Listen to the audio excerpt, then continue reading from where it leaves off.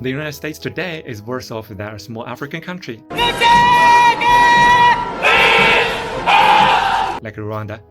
I know that sounds crazy, but Rwanda has proved itself. Everyone knows the Rwanda genocide 35 years ago when nearly 1 million people were killed, about 1/8 of the country's population at the time. Normally, you'd expect such deep hatred to lead to endless revenge. Then the whole country end up in chaos. But no, Rwanda managed to let go of ethnic hatred and division.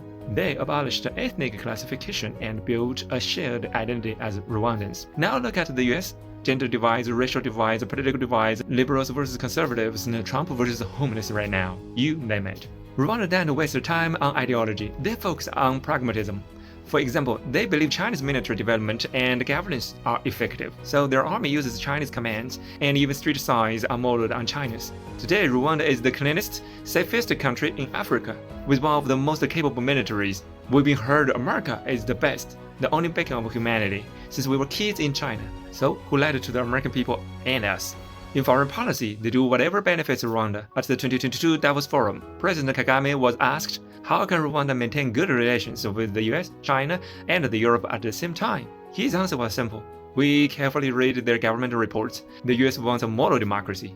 We showcase women in parliament. China wants a stable supply chain. We build a 24-hour customs corridor for mining. Europe wants climate leadership. We have our environment minister deliver a speech in German. More than half of the Chinese officials have engineering backgrounds. You may not believe it, right? The main priority is building the country. The ones who can talk politics are sent to engage with the US and Europe, handling the endless talk about human rights, democracy, environment, etc. But at home, the government focuses on results, not empty words. That's how Rwanda went from a hell of mass killing to one of the most promising nations in Africa. And what about the US? Where is the future of the American people? Are the streets clean?